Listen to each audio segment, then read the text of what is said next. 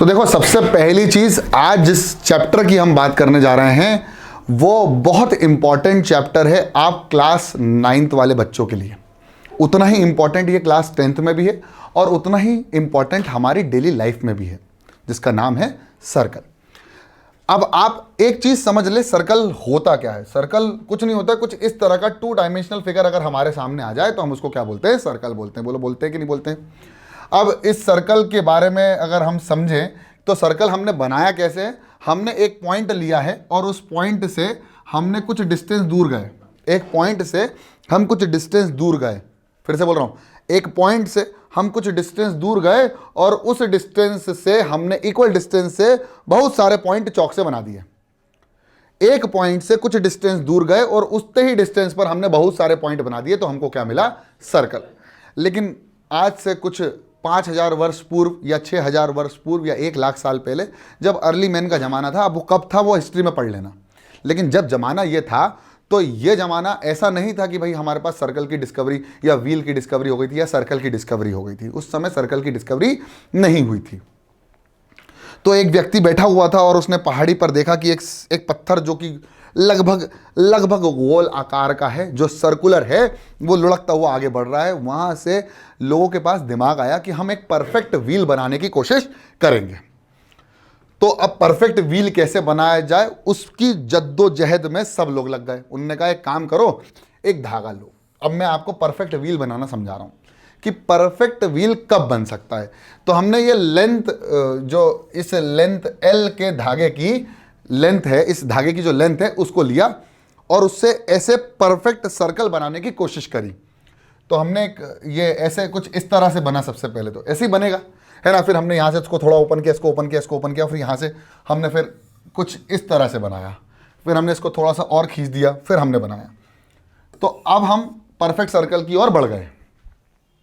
जब हमने सब परफेक्ट सर्कल की ओर बढ़े तो हमने देखा कि इस सर्कल का एक पर्टिकुलर सेंटर हमारे पास आ रहा है और उस सेंटर से एक लाइन पास हो रही है जो सर्कल के 2 पार्ट्स को टच कर रही है या 2 पॉइंट्स को टच कर रही है सर्कल के। इसका नाम हमने बाद में नामकरण किया, लेकिन हमने इसको बोला है डायामीटर। सबको पता है ये चीज हम, लेकिन आपको बेस बता रहे हैं, इस चीज का बेसिक बता रहे हैं हम आपको, ठीक है ना। सर्कल तो आपने देखा है, जो मम्मी के कंगन होते हैं, चूड़ी होती हैं, इन सब का जो शेप होता है वो सर्कुलर शेप होता है। धरती का सर्कुलर शेप नहीं है, स्फेरिकल शेप है। तो बिल्कुल कंफ्यूज ही आएगा नहीं कि धरती का शेप कैसा है। अगर मैं इसको 2 डायमेंशनली देखूं तो मुझे सर्कुलर दिखेगा, ठीक है। तो हम परफेक्ट सर्कल की ओर बढ़ते गए। तो किसी ने पूछा परफेक्ट सर्कल किसी L लेंथ का कब बनेगा? किसी ने पूछा, एक L लेंथ दे दी और मैंने कहा कि उसका परफेक्ट सर्कल बनाओ, वो कब बनेगा? तो अब सबके पास दिमाग तो था लेकिन जवाब नहीं था, तो दिमाग लगाना शुरू किया। हमने वेरियस डिफरेंट लेंथ ली और उनका एक परफेक्ट सर्कल बनाया। फिर उन सबके परफेक्ट सर्कल से हमने उन सबका डायमीटर निकाला। तो एक लेंथ ली, इसका सर्कल बना, इसका डायमीटर निकाला। एक लेंथ ली, इसका सर्कल बनाया और इसका डायमीटर निकाला। ऐसे हमने अलग अलग थ्रेड, अलग अलग वायर के परफेक्ट सर्कल बना के उनके डायमीटर्स को मेजर किया। फिर हमने कहा यार कहीं ना कहीं तो इसका कुछ ना कुछ तो रिलेशन होना चाहिए आपस में, क्योंकि जब हम सर्कल का ये बाउंड्री बढ़ा रहे थे तो सर्कल का वो डायमीटर बढ़ रहा था। In the sense we can say that उस सेंटर से उस पर्टिकुलर डिस्टेंस तक का जो रेडियस बढ़ रहा था तो ये भी बढ़ रहा था। मतलब कहीं ना कहीं रेडियस, डायमीटर और ये जो आउटर बाउंड्री जिसको हम पेरीमीटर ऑफ सर्कल बोलते हैं, और आगे जाके इसी लेंथ को हमने क्या बोला? Circumference of circle. इन सबका कोई रिलेशन है, तभी तो एक परफेक्ट सर्कल बन सकता है। तो ये आगे जाके बहुत ज्यादा इसके बारे में रिसर्च करने के बाद ऐसा पता चला, ऐसा पाया गया कि ये जो सर्कल परफेक्ट सर्कल बना है, इसकी जो लेंथ है, इसी लेंथ को हम कहते हैं सरकमफ्रेंस ऑफ सर्कल। इसकी लेंथ को हम क्या कहते हैं? Circumference of circle. इसके आउटर बाउंड्री को हम क्या बोलते हैं? Circumference of circle. और मेरे प्यारे बच्चों, इस सेंटर से इस डिस्टेंस की वैल्यू होती है रेडियस, और इस वैल्यू को भी हम रेडियस बोलते हैं। इस पूरे वैल्यू को हम बोलते हैं डायमीटर, जो कि बराबर होती है 2 टाइम्स ऑफ रेडियस। तो इसको हमने बोल दिया डायमीटर। अब हमने अलग अलग सर्कल्स की जो लेंथ ली थी, जो सर्कमफ्रेंस लिया था, उसका जब हमने परफेक्ट सर्कल बनाया तो उसका रिलेशन उसका रिलेशन उसके डायमीटर से कुछ था। वो ये था कि जब हमने सरकमफरेंस, परफेक्ट सर्कल बनाने के बाद उस लेंथ को जब उसके डायमीटर से डिवाइड किया, the ratio of the circumference and the diameter, फिर से बोल रहा हूं, the ratio of the circumference to the diameter, again the ratio of the circumference to the diameter, हर एक सर्कल का किसी कांस्टेंट के बराबर था। और एक बात बता दूं, ये कांस्टेंट जो था, ये कांस्टेंट एक्चुअली में एक इर्रेशनल नंबर था। अब इर्रेशनल नंबर आप लोगों ने फर्स्ट चैप्टर में पढ़ा होगा कि एक ऐसा डेसिमल एक्सपेंशन जो कि ना ही रिपीट हो ना ही खत्म हो, non terminating non repeating decimal expansion of a number is known as irrational number. और वो एक पर्टिकुलरली किसी वैल्यू पर आकर खत्म नहीं हो रहा था, और उस वैल्यू को हम बोलते हैं मेरे प्यारे बच्चों पाई।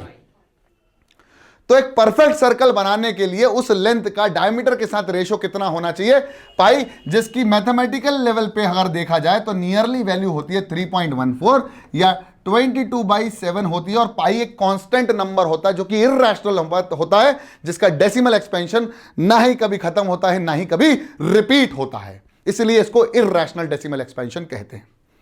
अब इंपॉर्टेंट बात यह थी कि जब सर्कमफ्रेंस ऑफ सर्कल और डायमीटर का जो रेशो था, यानी CFC क्लोरोफ्लोरोकार्बन मत बोल देना, इसको बोलते हैं circumference of circle divided by diameter. और डायमीटर का रिलेशन रेडियस के साथ क्या था, 2 multiplied by radius will be equal to always pi, जो इसको डिनोट किया हमने इस साइन से, सिंबल से। इस सर्कमफ्रेंस की जो वैल्यू आएगी वो आएगी 2 को मल्टीप्लाई करेंगे पाई आर से, तो हो जाएगा 2 इंटू पाई इंटू आर। और हम लोगों ने एक फॉर्मूला डिटेक्ट किया जिसका नाम था circumference of circle which is equal to 2 into pi into r, और इसको पूरे वर्ल्ड ने एक्सेप्ट किया जब हमने परफेक्ट सर्कल बनाने की कोशिश करी। मतलब आपने समझा कि ये डिराइव कैसे हुआ है, ये 2πr डिराइव कैसे हुआ है। ये ऐसे हुआ है बेटा कि हम लोगों ने सर्कल को बनाए, डिफरेंट सर्कल्स बनाए, उन सबका सर्कमफ्रेंस और डायमीटर का रेशियो क्या निकाला, पाई निकला, हर बार कांस्टेंट निकला। कैसा निकला, non terminating non repeating decimal expansion निकला। इसका मतलब क्या है, वो पाई है। उस पाई को हमने इर्रेशनल नंबर भी बोला है। और सर्कमफ्रेंस और डायमीटर यानी 2r will be equal to pi. और जब हमने सर्कमफ्रेंस की फॉर्मूला निकाला तो क्या निकला हमको, 2 इंटू पाई इंटू आर। अब यह विचित्र घटना हमारे साथ हो गई। इसका मतलब अब हमें सर्कल के बारे में कुछ पता चल गया कि भाई यह एक सेंटर होता है। क्या होता है, एक सेंटर ऑफ द सर्कल होता है। जिस सेंटर ऑफ सर्कल से इनफाइनाइट मेनी पॉइंट्स जितनी दूर होते हैं उसको हम बोलते हैं रेडियस।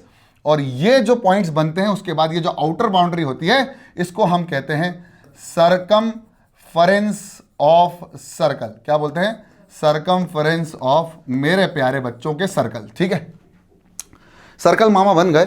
अब हमने क्या करा, हम लोगों ने अलग अलग और इनकी मैथमेटिकल टूल्स या मैथमेटिकल क्वांटिटीज को डिफाइन करना शुरू कर दिया। अब आप बोलोगे सर ऐसे कैसे, बताते हैं। इस सेंटर O को अगर मैं यहां से ज्वाइन करता हूं तो इस सर्कल की कितनी रेडियस मिलेंगी बेटा, वो सारी इनफाइनाइट रेडियस जो मिलेंगी वो सारी एक दूसरे के बराबर होती है, यानी all infinite radius will be equal to each other. पहली चीज। फिर अगर हमने देखा कि कितने एक सर्कल के अंदर कितनी डायमीटर मिल सकती है, तो हमने कहा भैया there are infinite many diameter can be drawn in a circle. Infinite many diameter भी बन सकती है, इनफाइनाइट मेनी रेडियस भी बन सकती हैं। अब उन्होंने कहा भाई डायमीटर को कैसे रिप्रेजेंट करेंगे, तो हमने कहा भाई इसको पहले ना रिप्रेजेंट करके हम एक और चीज समझते हैं। बोले क्या, बोले सुनो, जब मैं किसी सर्कल के 2 पॉइंट्स को टच करती हुई एक लाइन सेगमेंट ड्रॉ कर दूं तो उसको मेरा नामकरण जो दिया है वो दिया हुआ है कॉर्ड, यानी इसको हम बोलेंगे कॉर्ड ऑफ अ सर्कल। ठीक है। अब उन्होंने कहा भाई तो डायमीटर कॉर्ड नहीं है, बोला डायमीटर कॉर्ड है। तो ये डायमीटर जो हुई इसको हमने बोला लॉन्गेस्ट, क्या बोला, longest chord in a circle, longest chord in a circle. अब सब लोगों ने सोचना शुरू कर दिया, यार ये सर्कल तो हमें पता चल गया, हमें रेडियस पता चल गया, हमने इसका पेरीमीटर भी निकाल लिया जिसको हम सर्कमफ्रेंस ऑफ सर्कल बोलते हैं। पेरीमीटर इसलिए बोलते हैं बाकी फिगर्स का क्योंकि उनकी साइड होती हैं। यहाँ पर कितनी साइड्स हैं, इनफाइनाइट मेनी साइड्स हैं। अब आप बोलोगे सर इनफाइनाइट मेनी साइड कैसे, याद है आपको ग्रेविटेशन का वो लेक्चर जहां पर मैंने आपको मिनिमम 4 पॉइंट्स बताए, फिर 5 पॉइंट बताए, फिर 6 पॉइंट बताए, फिर इनफाइनाइट मेनी पॉइंट बनाए, तो क्या बना था, सर्कल। तो यहां पर वही सर्कल इनफाइनाइट मेनी पॉइंट्स के साथ, इनफाइनाइट मेनी पॉइंट मतलब इनफाइनाइट मेनी साइड्स, इसका मतलब नो साइड। तो वो एक कर्व बन जाता है, इसलिए हम उसको हम पेरीमीटर ना बोल के क्या बोलते हैं, सरकमफ्रेंस ऑफ सर्कल। नए नए नाम दे दिए अपन लोगों ने। अब किसी ने पूछा कि सर इसका एरिया बता सकते हो क्या, आप में है दम तो बन जाओ बाजीराव सिंघा। हमने कहा ठीक है बेटा बता सकते हैं, कोई दिक्कत नहीं है। एरिया हमने पढ़ा है किताब में, क्या पढ़ा है, area of circle is equal to pi are square. वो ये वही पाई है जिसको हमने सरकमफ्रेंस अपॉन डायमीटर का रेशो निकाला था। तो उन्होंने कहा ठीक है सर, लेकिन इसको कैसे निकाला आप बता सकते हो। तो सर ने बोला कि ठीक है बेटा मैं ट्राई करता हूं and I will try my level best to explain you guys कि how this area of circle is representing as pi are square. तो कोशिश करी, और कोशिश करने वालों की कभी हार नहीं होती है। तो देखिए हम लोगों ने क्या करा, यहां पर सेंटर बनाया, बिल्कुल ध्यान से सुनिए, और इस सेंटर से हमने एक रेडियस उतारा किसी पॉइंट पर। रेडियस मतलब क्या है, रेडियस क्या है, the distance between the centre and the circumference is known as radius. ठीक है, longest chord which is passing through the centre of circle is called diameter. Chord क्या होती है, किसी भी दो पॉइंट को टच कर दो सर्कल के, उसको क्या बोल देते हैं, कॉर्ड। टेंजेंट और सीकेंट आप पढ़ेंगे क्लास 10th में, तो अभी उसको रहने देते हैं और जो कोर्स में उसको समझते हैं। इसको हमने बोला मेरे प्यारे बच्चों रेडियस, बोलो हाँ या ना, बिल्कुल सही बोला सर आपने। अब इसके जस्ट बाद, इसके बाद इस पॉइंट के बाद अगर मैं कहूं कि इस जस्ट पॉइंट के बाद एक और जस्ट पॉइंट निकाल लो, ये रहा वो पॉइंट। अब ये आपको लग रहा होगा कि सर ने एक के ऊपर एक बना दिया, लेकिन बस जस्ट बिल्कुल उसके बाजू में, जैसे मैं इस पॉइंट को बनाऊं तो इसके जस्ट बाद में एक और पॉइंट बना दूं, इसके जस्ट बाद में एक पॉइंट बना दूं, तो ये इनफाइनाइटली मैनी पॉइंट्स को मिलाकर ही तो सर्कल बनाया है मेरे प्यारे बच्चों। तो हमने क्या किया कि इस रेडियस के जस्ट बाद, इसके जस्ट बाद हमने एक और पॉइंट लिया और यहां से इसको खूबसूरती से ज्वाइन किया। अब देखो मैं ज्वाइन करने वाला हूं, ध्यान से देखना, दो रेडियस बनाऊंगा मैं, है ना।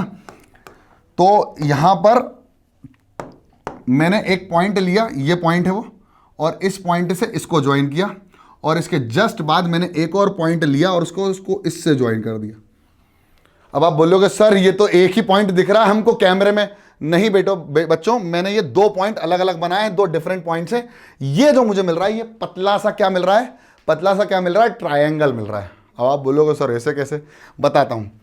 अगर मैं इन दोनों पॉइंट, मैं इसको जूम भी करके बता सकता हूं, आप बोलोगे तो जूम भी कर देंगे। ये देखो दिख रहे हैं दो पॉइंट्स, डिफरेंट पॉइंट्स, अब दिख रहे हैं। तो ये एक्चुअली में दो डिफरेंट अलग अलग पॉइंट्स हैं जो आपको दिख नहीं रहे थे, लेकिन अब दिखना शुरू हो गए। ठीक है, तो दो अलग अलग पॉइंट्स को ज्वाइन करने पर, फिर से सुन लो, दो अलग अलग पॉइंट्स को ज्वाइन करने पर मुझे एक ट्रायंगल मिल रहा है। क्या आपको दिख रहा है ये ट्रायंगल ऐसा, क्या आपको ये एक पॉइंट है, ये एक पॉइंट है। अब मैंने कहा इन दोनों के बीच में एक और ट्रायंगल, एक और रेडियस बन सकती है क्या, बिल्कुल बन सकती है। तो मैंने यहां से इसके ऊपर एक और पॉइंट बना दिया जो कि परपेंडिकुलर होगा, बोलो हाँ या ना।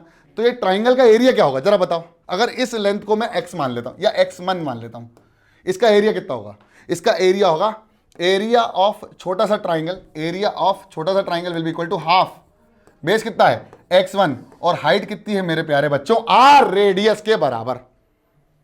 हाइट किसके बराबर है भैया, ये भी रेडियस, ये भी रेडियस, ये भी रेडियस, और ये नियरली इक्वल टू परपेंडिकुलर। तो मैंने क्या कहा कि मैंने कह दिया भैया half x1 into r is the area of triangle. ठीक है भैया, एक और ट्राइंगल ले रहे हैं उसी के जस्ट बाजू में, तो कितने ट्राइंगल हो गए, अब दो ट्राइंगल हो गए।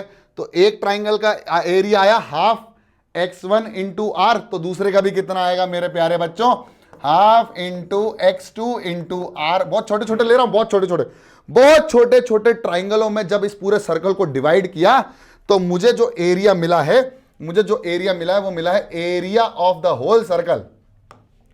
जो मुझे मिला है area of circle will be equal to half into x1 into r plus half into x2 into r plus half into x3 into r plus half into x4 into are.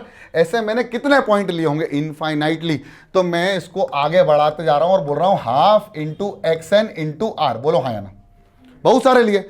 इन सब में common क्या निकलेगा जल्दी बताओ, इन सब में common निकलेगा मेरे प्यारे बच्चों हाफ और आर, और ब्रैकेट में आ जाएगा x1 plus x2 plus x3 plus x4 plus x5 plus x6 plus x7 plus x8 up to xn तक। बोलो हाँ या ना, बोलो हाँ या ना। बिल्कुल सही sir. Area of circle will be equal to half of r into x1 x2 x3 x4 x5 सबको प्लस कर दो अप टू xn।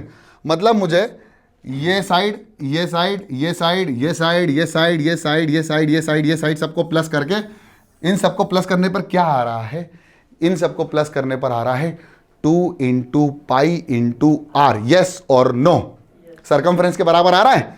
इसका मतलब इन सबको प्लस करने पर किसके बराबर आएगा? सरकमफ्रेंस के बराबर। इसका मतलब हो गया half into r into 2 pi r. 2 से 2 cancel, pi into r r square.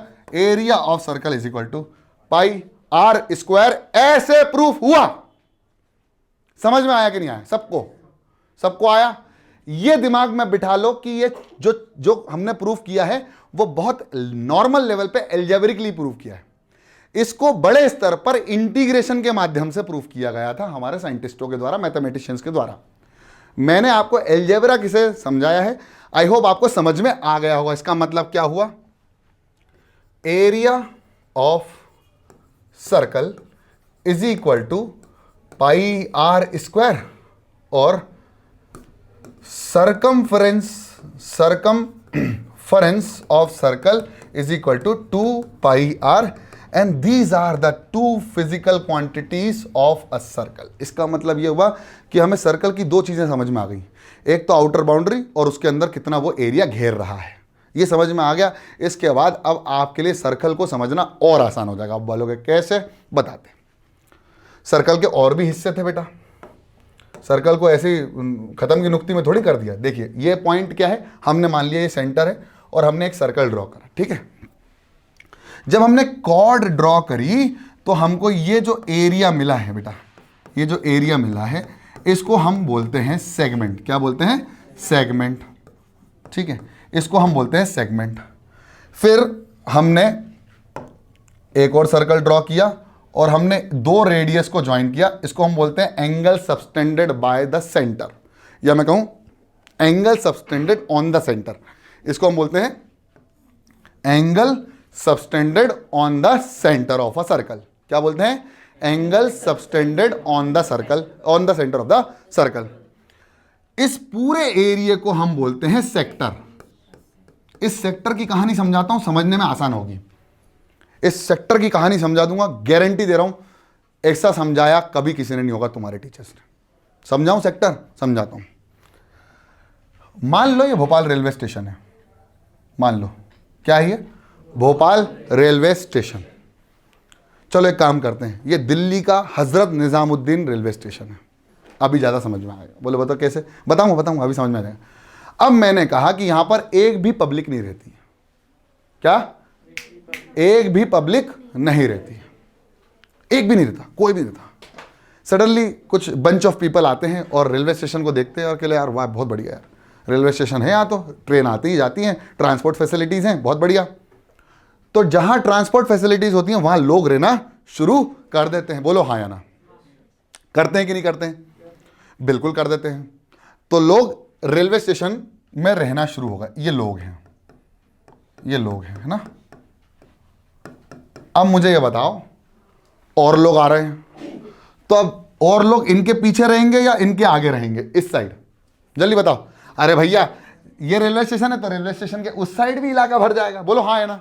भैया जो जितना पास होगा, जिस रेलवे स्टेशन के जो जितना पास होता है ना, अभी देख लो अशोक गार्डन के अंदर हम रेलवे स्टेशन के कितने करीब है, लोग यहाँ पर प्रॉपर्टी देख रहे हैं। अभी क्यों देख रहे हैं? क्योंकि ट्रांसपोर्ट ईजी है, हॉस्पिटल ईजी है, क्योंकि हर चीज़ डेवलप यहीं से शुरू होगी, यहीं से डेवलपमेंट शुरू होगा जहां पर ट्रांसपोर्ट फैसिलिटीज ज्यादा इजीली मिल जाती हैं। आप भी घर वहां देखोगे जहां पर आपको हर एक चीज इजीली मिल जाए, स्कूल हो, हॉस्पिटल हो, कॉलेज हो, या फिर किराने की दुकान हो, सारी शॉप्स आसपास हो, तो आप उस जगह पर घर लेने की सोचते हैं। इलेक्ट्रिसिटी वहां पर रहती है। इसका मतलब लोग जब यहां बस गए तो जो लोग आगे नए आए उनने कहा भाई हम यहां क्यों जाएं, हम इसके करीब आएंगे, हम रेलवे स्टेशन के करीब आएंगे। अब लोगों ने यहाँ मकान ले लिया। अब लोगों ने कहा भाई ये खाली एरिया है, यहाँ कब्जा कर लो। बोले यहाँ कब्जा कर लिया। रेलवे स्टेशन के जस्ट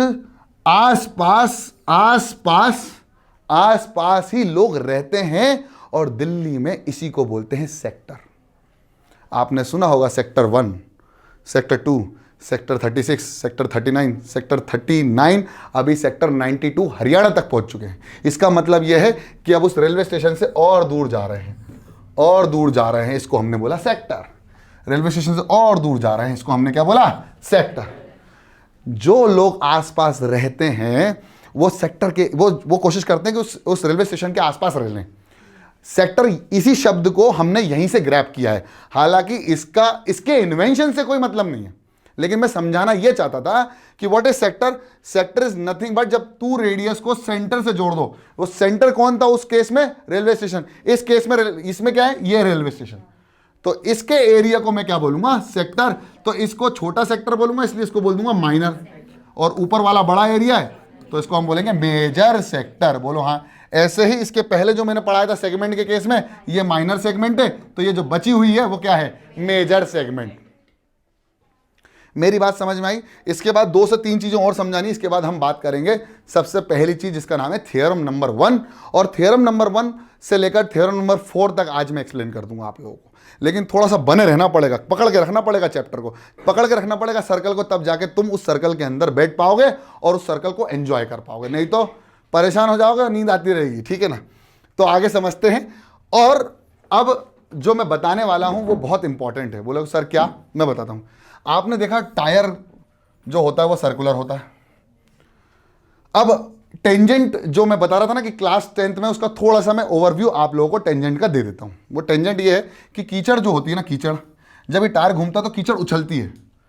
वो कीचड़ एक्चुअली टेंजेंशियली उछलती है, जो कि 90 डिग्री होती है रेडियस के साथ। तो टेंजेंट इज नथिंग बट एक सर्कल को एक पॉइंट से टच करते हुए जाए, और वो हमेशा रेडियस के कितना होती है? परपेंडिकुलर। कैसी होती है? Perpendicular to the radius of circle is called tangent.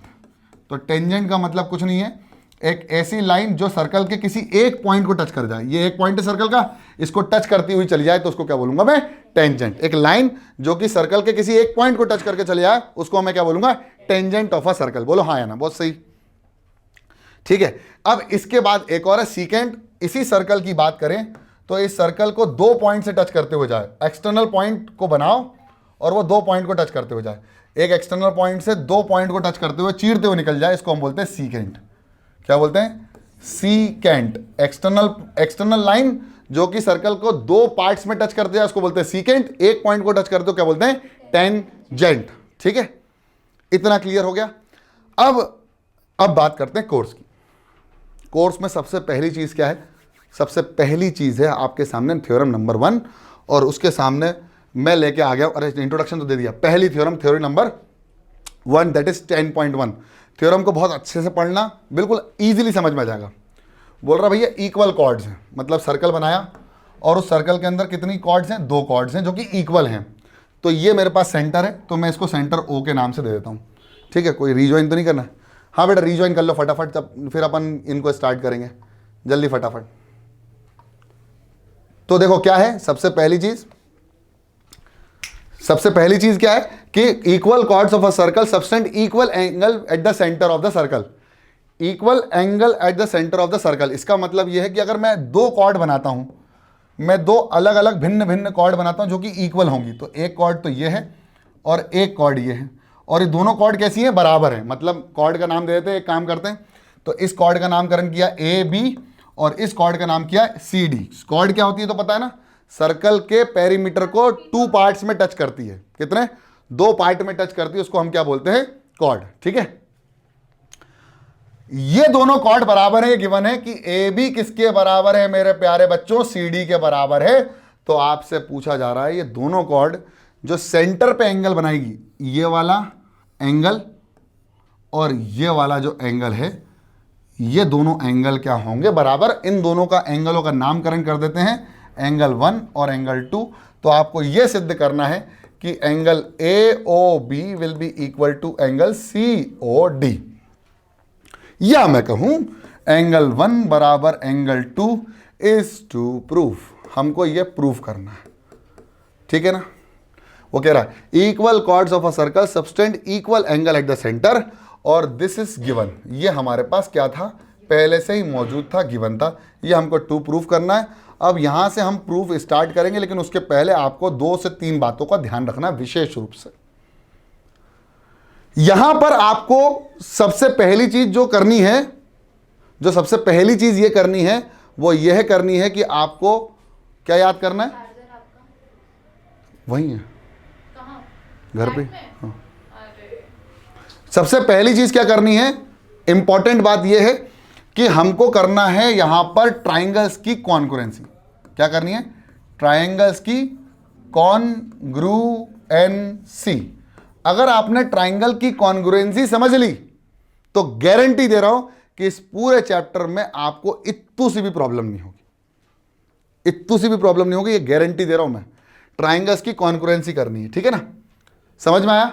सबसे पहली चीज क्या है? ट्राइंगल की कॉन्ग्रुएंसी करनी है। और दूसरी बात क्या है? ट्राइंगल की कॉन्ग्रुएंसी अगर समझ गए तो सीपीसीटी का इस्तेमाल करना जानते हो? सीपीसीटी का इस्तेमाल करना जानते हो? जल्दी बताओ फटाफट। सीपीसीटी का इस्तेमाल करना जानते हो? बस वही करना है, ठीक है? तो स्टार्ट करते हैं। सबसे पहले टू प्रूफ हमको यह करना था, अब हम करने जा रहे हैं बहुत खूबसूरत सा प्रूफ। ध्यान से देखो, दो ट्राइंगल दिख रहे हैं, ट्राइंगल AOB और ट्राइंगल COD। दोनों को अलग अलग बना लेते हैं बहुत खूबसूरती से। यह है A, यह है B, यह है O, यह है C, यह है D और यह है O। बोलो हाँ ना? यस और नो? बहुत शानदार। अब मुझे सिर्फ इतना एक रीजन दे दो कि मैंने कहा AO जो है वो CO के बराबर होगा और OB जो है वो किसके बराबर होगा? OD के। क्यों? Radius of the circle.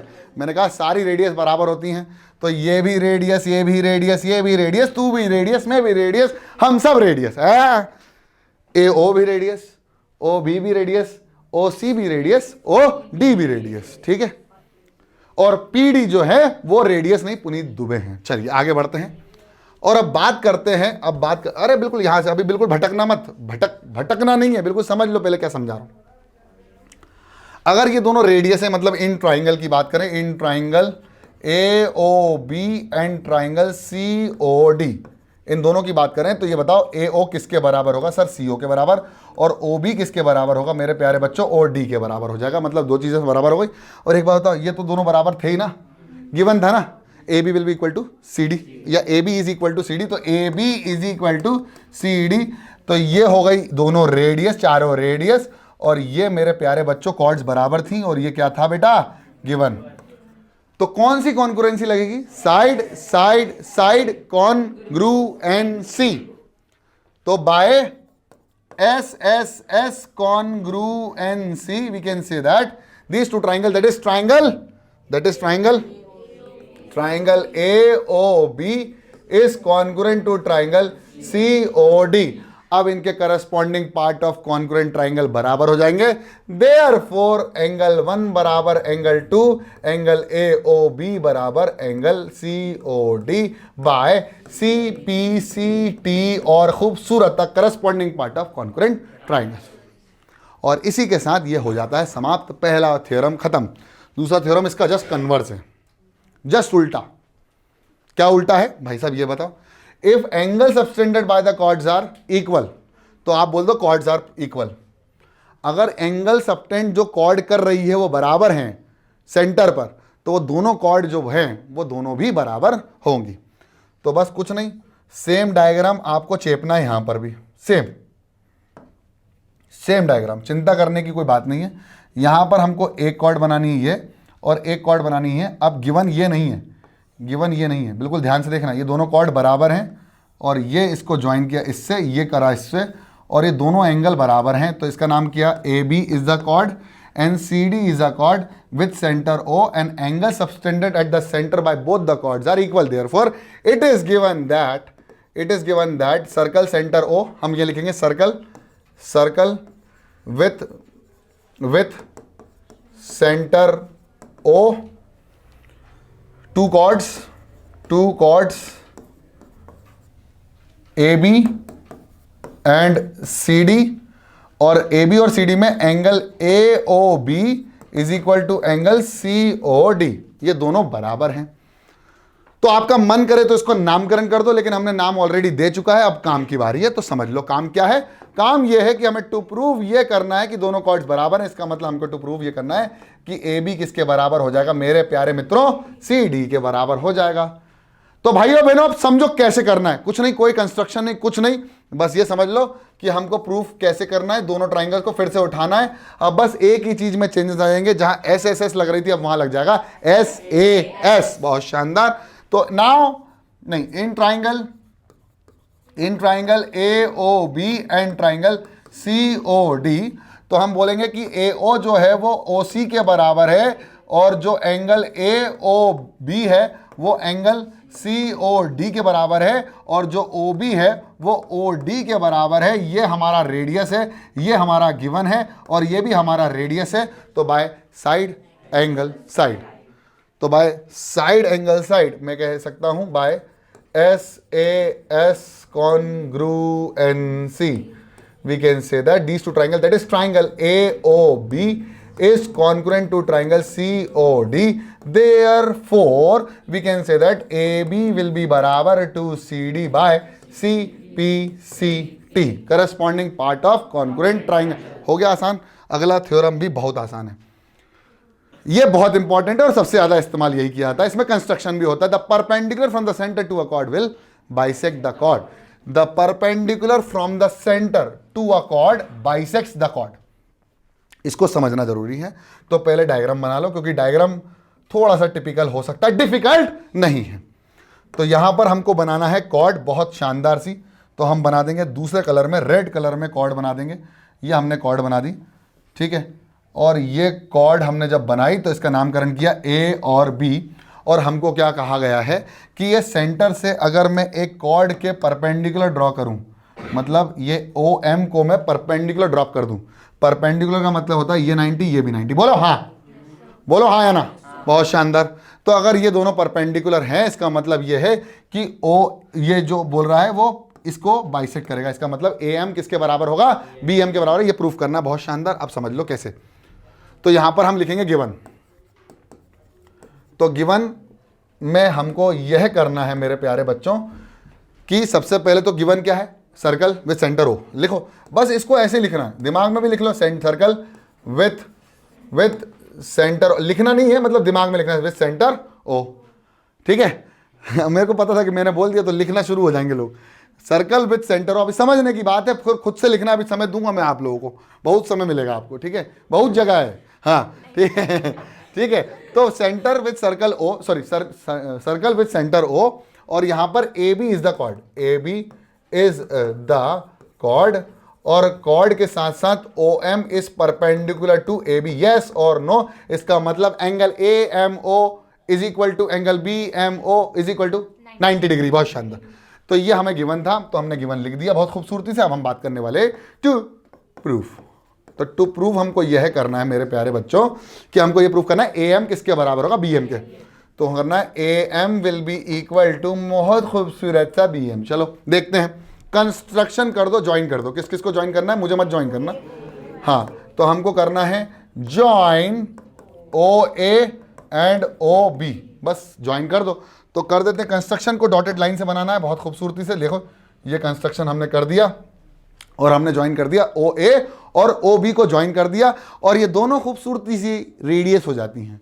तो ये दोनों रेडियस हैं। अब हमें कुछ नहीं करना है, हमको स्टार्ट करना है अपना प्रूफ, और इन्हीं दोनों ट्राइंगल्स के साथ खेलना है। In triangle A M O and triangle B M O, A M O B M O triangle में सबसे पहले ए ओ किसके बराबर है, बी ओ के बराबर है। क्यों? क्योंकि ये रेडियस है। बहुत शानदार। इसके बाद अगर हम बात करें तो एंगल ए एम ओ किसके बराबर है, एंगल बी एम ओ किसके बराबर है, 90 डिग्री, क्योंकि O M is perpendicular to A B, ये भी पता है, ठीक है ना। ठीक है, इसके बाद क्या बोल रहा है भैया, O M is equal to O M, क्यों है भैया, कॉमन है भैया, दोनों ट्राइंगल में कॉमन खेल रही है, तो दोनों तरफ से बैटिंग करेगी, बहुत बढ़िया। इसके बाद दोनों ट्राइंगल्स क्या हो जाएंगे, concurrent by R H S. कौन बोल रहा है, एस एस, हाँ ठीक है।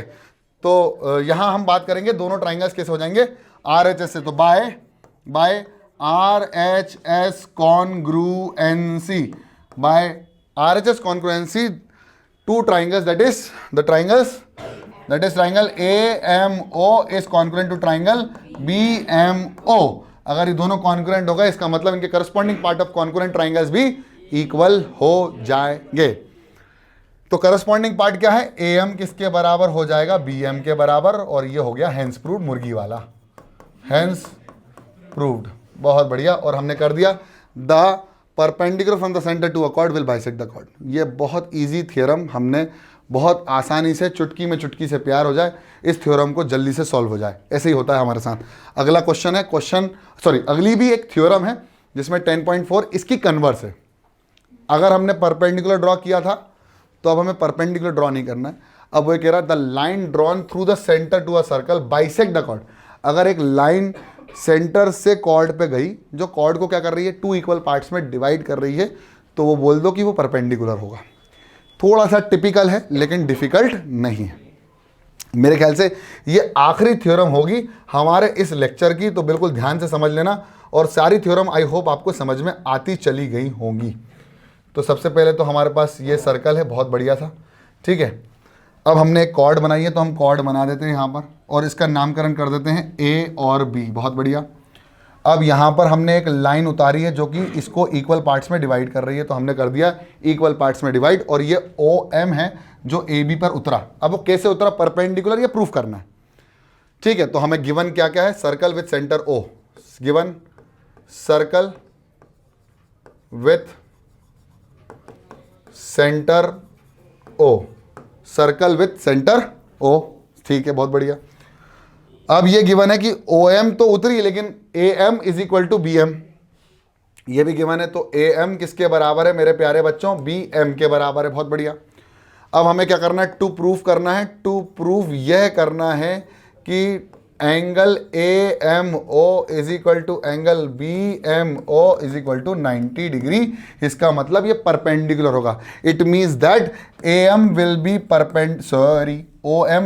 ओ M will be perpendicular on A B. तो यहाँ पर हम करने जा रहे हैं कुछ क्या बोलते हैं, बिल्डिंग बनाने जा रहे हैं, कंस्ट्रक्शन करने जा रहे हैं।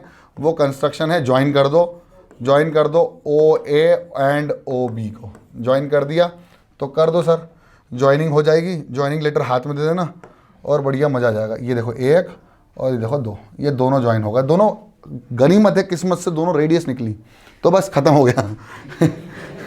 अब यहाँ पर हम कर देंगे proof.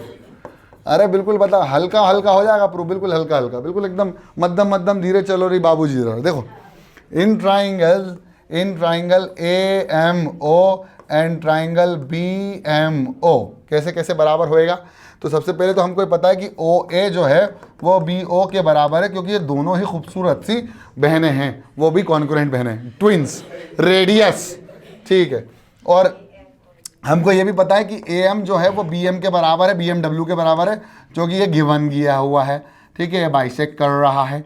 Okay, then O M is equal to O M by common, तो दोनों तरफ से बेटिंग मिलेगी भाई साहब को, तो ये हो गया कॉमन, ठीक है। अब कॉमन हो गया, इसका मतलब क्या है, दोनों triangles S S S concurrency से कॉन्करेंट है। इसका मतलब these two triangle, that is triangle A M O is concurrent to triangle B M O by S S S congruency. तो अगर ये दोनों बराबर हो जाए, कॉन्करेंट हो जाए, तो इनके corresponding part of concurrent triangles बराबर हो जाएंगे, मतलब ये वाला एंगल इसके बराबर हो जाएगा। अब देखो ध्यान से देखना कि अगर ये ट्राइंगल है हमारे पास और ये दोनों एंगल बराबर होते हैं, तो ये क्या हो जाएगा, एक्स और एक्स, यानी angle A M O is equal to angle B M O. लेकिन इट डजंट मीन कि ये दोनों 90 डिग्री के होंगे, इसका मतलब इन दोनों को क्या करना पड़ेगा, प्रूफ करना पड़ेगा कि ये दोनों 90 डिग्री होंगे। पहली बात तो ये दोनों बराबर होगा, यानी by C P C T. अब एक बात बताओ, नाव चलाएंगे अपन, वो भी चप्पू वाली, x प्लस एक्स नहीं, angle A M O plus angle B M O, ये भी ग्लिच मार रहा है, एंगल बी एम ओ किसके बराबर है बताओ, 180 डिग्री के, क्योंकि ये खूबसूरत से एक पेयर है जो सबके आइडियल हैं, लीनियर पेयर। हाँ, ये पेयर बहुत अच्छा है, शादी कब हुई इनकी पता, ठीक है। अब ये बताओ, ये भी x है, ये भी x है, तो x प्लस एक्स कितना हो जाएगा मेरे प्यारे दुलारे बच्चों, 180। 2x किसके बराबर हो जाएगा, 180। x किसके बराबर हो जाएगा, 180 डिवाइडेड बाय 2x किसके बराबर हो जाएगा, 90 डिग्री। देयरफॉर यहाँ पर बस एक औपचारिकता मात्र है, क्रिकेट मैच हम जीत चुके हैं, हेंस हमने प्रूव कर दिया है, अब हमें मुर्गे को प्रूव करना है, ठीक है।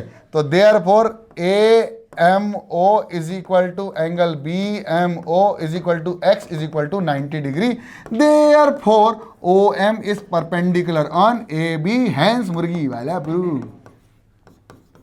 बोलो मेरी बात समझ में आई कि नहीं आई? आई तो बोल दो जय हो भोलेनाथ की, फिक्र नहीं कोई बात की। चलो कर दें खत्म।